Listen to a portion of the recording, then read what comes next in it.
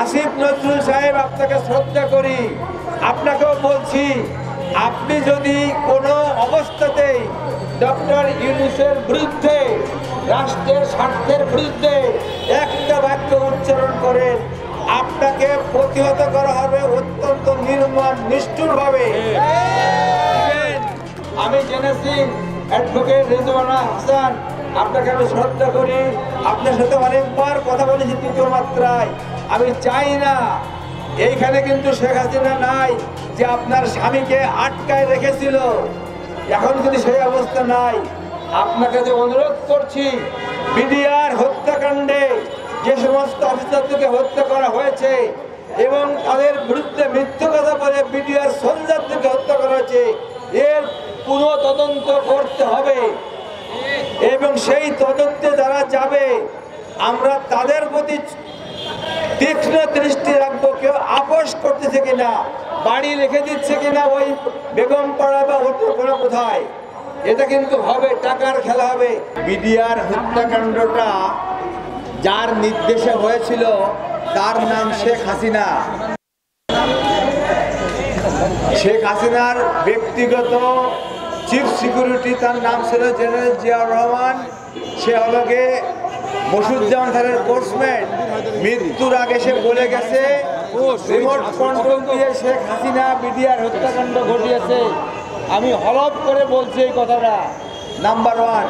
Number 2, BDR বাইসেন্টিনিয়াল gate থেকে সুধা সদনের দূরত্ব মাত্র 300 গজ। শেখ হাসিনা সেই বাসায় থাকতো। 2 দিন আগে সে চলে গেল যমুনায়, কারণ প্ল্যান ছিল যে হত্যাকাণ্ড হবে, কিন্তু যদি কোনো কারণে বিডিআরের ছেলেরা বিট্রে করে তাহলে সেই গুলি লাগবে সুধা সদনে, তাই সে চলে গেছিল যমুনাতে। নাম্বার 2, ভারত কোনো অবস্থাতেই এইটা করতে দিবে না, তার কারণ অলরেডি ভারতকে সৎ প্রতিবেশী হিসেবে, রাষ্ট্র হিসেবে বয়কট করেছে আমেরিকা।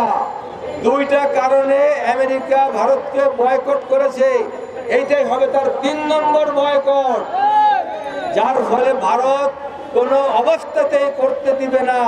বাট আমি আবার বলছি, 144 কোটি দেশের মানুষের নেতৃত্ব দিচ্ছে একজন চা বিক্রেতা, আর 18 কোটি মানুষের নেতৃত্ব দিচ্ছে ডক্টর ইউনূস, এ নোবেল লরিয়েট। আপনারা সবাই দেখছেন পৃথিবীতে কত লোক তাকে কিভাবে সম্মান করে। এক হাত দিয়ে বিল ক্লিনটন ধরে রাখছে, আর এক হাত দিয়ে জনগণকে সে বুঝিয়েছে।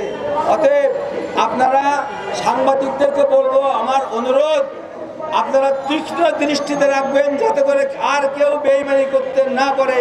সময়ের স্বল্পতার জন্য অনেকক্ষণ কথা বলতে পারলাম না, বাট আমি বলে যাচ্ছি আপনাদের সঙ্গে আমরা আসি। কোনো অবস্থাতেই এই বাংলার ভাগ্যাকাশে আর কোনো ঘোষিত বেগম আসতে পারবে না। আল্লাহ হাফেজ। বাংলাদেশ জিন্দাবাদ।